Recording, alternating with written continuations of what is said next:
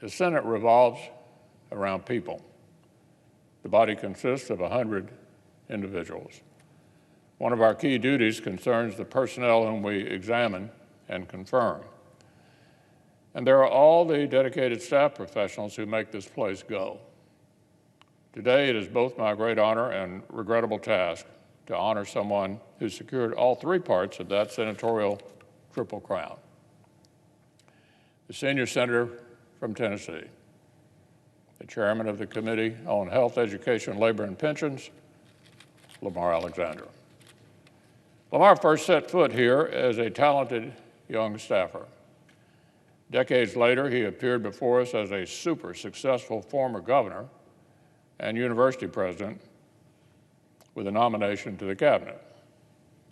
And for the past 18 years, the other 99 of us have gotten to serve alongside one of the most impactful senators in modern American history. I've known Lamar for more than 50 years. We first met in 1969 when I was working for a freshman senator named Marlowe Cook, and he worked down in the executive branch. We met at the suggestion of his previous boss and mentor, Senator Howard Baker. Either he suspected our paths might cross again later, or he just saw two serious young guys in need of some livelier social lives. Now, this may shock you, Mr. President, but I'm afraid young Lamar Alexander and young Mitch McConnell did not exactly go crazy and paint the town red. But I'll take a 5-decade friendship any day. Both of us headed back home to continue our careers. It was already clear that a bright future in elected office likely lay in store for him. Lamar's reverence for public service started early. I believe he was about 10 years old when his father, himself a longtime local official, took him to meet his hometown congressman, Howard Baker Sr. The father of his future boss shook the boy's hand and handed him a dime. I think Lamar was hooked then and there. Decades later, when Lamar announced his 1996 presidential run, he was in his hometown of Maryville. His speech began with a story about his mother.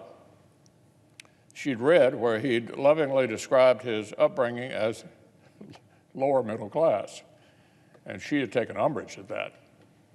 After all, Lamar had a library card and music lessons. In her words, quote, everything you needed that was important, end quote. And I'd certainly add loving parents to the list. This son of two educators grew up steeped in the importance of schooling. He'd later reference his mother's work in early childhood education by saying he is probably the only Secretary of Education in history, who spent 5 years in kindergarten. That passion would remain throughout Lamar's career. His cutting-edge focus on improving opportunities and reforming education benefited Tennessee hugely in the 1980s, and our whole nation during his time in President Bush 41's cabinet. But that isn't the only way Lamar has honored his roots. You couldn't walk across the entire state of Tennessee in a plaid shirt, get elected governor before the age of 40, and serve more combined years as governor and senator than anyone else in the history of the volunteer state without becoming entirely intertwined with the place. Every corner of the state is better for his service. His groundbreaking work to bring home good-paying auto jobs has paid dividends. So has his major focus on infrastructure and better roads. But alas, Mr. President, even building a statewide and then national reputation does not always translate into honest-to-goodness celebrity status. I understand that following Lamar's governorship, a stretch of highway in Maryville was fittingly named the Lamar Alexander Parkway to honor him. I further understand that sometime later, Lamar was driving on that very road and stopped for breakfast. When it was time to pay for his food, he handed over his credit card. The woman on the other side of the counter glanced at the name on the card, then back at Lamar.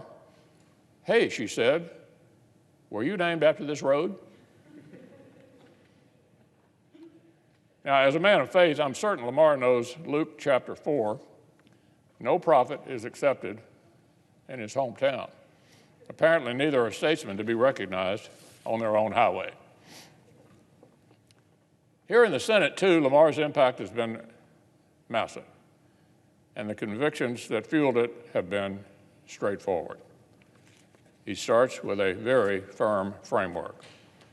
The right of center principles that Ronald Reagan used to rebuild a competent, prosperous America and beat communism. The federal government isn't meant to take over our states, neighborhoods, or our lives.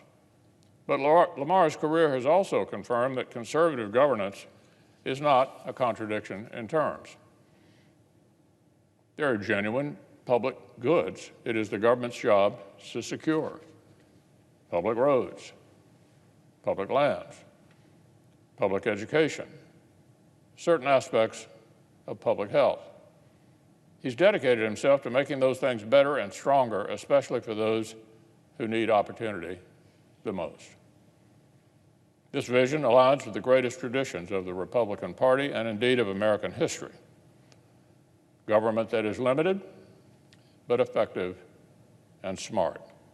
A system where power stays close to the people and working families can thrive and prosper.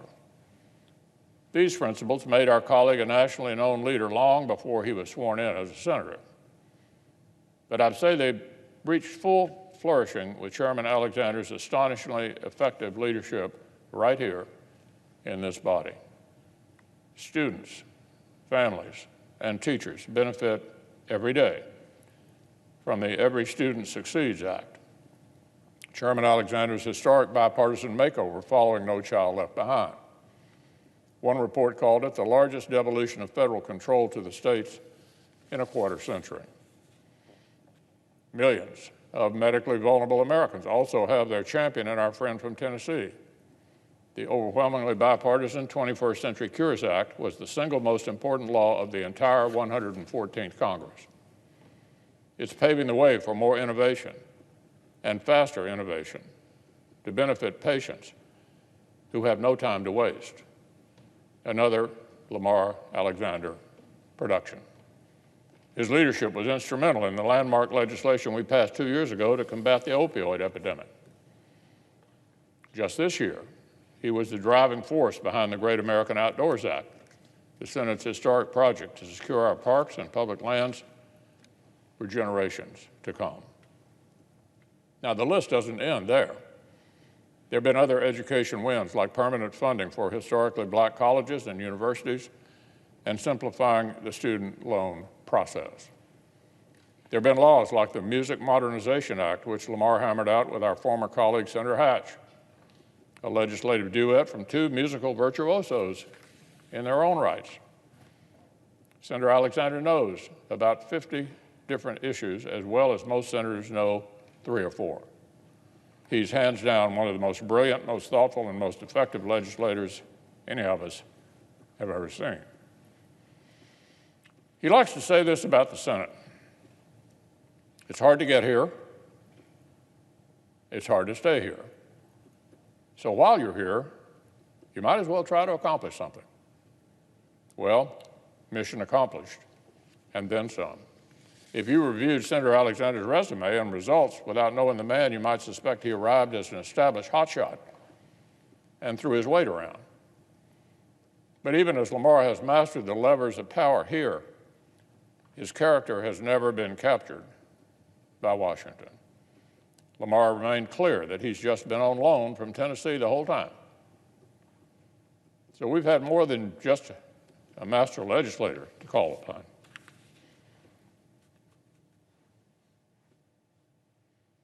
We've been blessed with sober, honest, deliberate statesmen. Someone who cares as much about preserving this institution as the near-term results he can wring out of it. From daily conversations to committee business to the most dramatic moments on the floor, whether in the minority or the majority, Lamar has taken pains to treat his colleagues exactly as he would hope to be treated in their shoes. He's worked to build consensus in a consensus-based body. He's cherished and defended the Senate the framers designed. And it's no exaggeration to say Lamar Alexander is one of the most brilliant people I've met in my life. His mind is a steel trap. I understand he likes to keep his staff experts locked around at a conference table for long sessions, turning a complex issue over and over until they've arrived at the best path forward for the country and the most precise, concise way to communicate it. Mastery of policy, mastery of the English language, and I can't forget to mention my friend's good cheer. Lamar really does live by the motto he inherited from his good friend and fellow Tennessean, the late author Alex Haley. Find the good and praise it.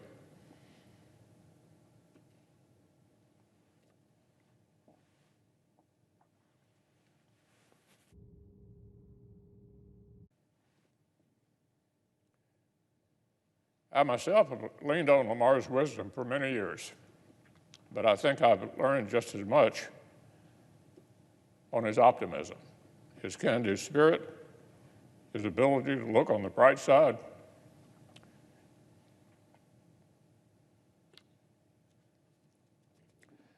and then discern how some more hard work could make it brighter still. So I'm going to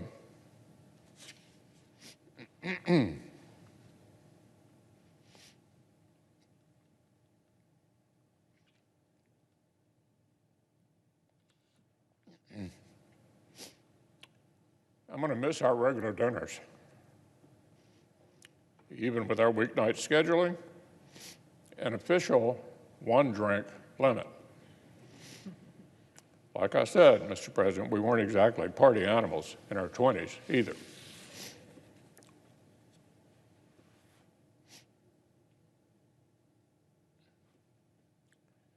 But here's something else that never changes: how reassuring it is to be weighing a thorny question and see Lamar Alexander sitting across the table.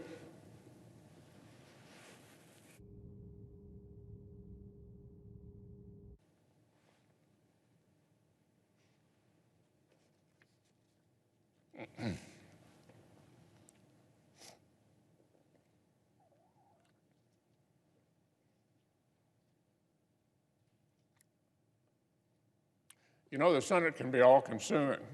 It's not our only colleagues, but their spouses and loved ones that all get folded into the extended family around here. So look, I'm grateful that it turned out Mitch McConnell was not the most important young person that Lamar Alexander met during his first stint in Washington, not by a mile. Honey Alexander is a remarkable woman. She's the force of nature and an incredible partner for Lamar. She raised a young family in the governor's mansion for 8 years. She charmed and impressed more voters during Lamar's various campaigns than Lamar himself, and she devoted her own career to public health and philanthropy. They shared love and mutual respect. Inspire everyone, Honey is just about the finest in-law the U.S. Senate could have ever had. So Elaine and I are grateful to call her our friend as well. So as much as I'm dreading life in the Senate without my brilliant friend, even I can begrudge him the silver lining. The most distinguished public servant has more than earned the right to spend more days fly fishing or walking trails in the Smokies, more mornings waking up in Blackberry Farm, and a much larger share of his time with Honey and their family. Now, about 6 years ago, it fell to Lamar to eulogize his friend and mentor, Howard Baker.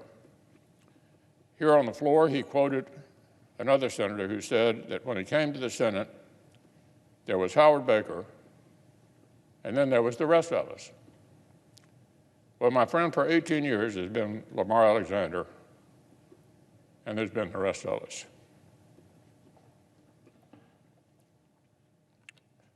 So I'm sorry that in a few more weeks,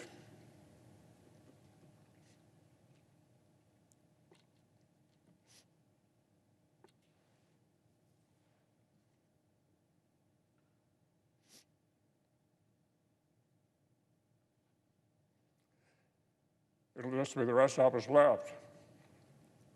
but you're leaving this body and those of us in it and the nation it exists to serve stronger and better because you were here.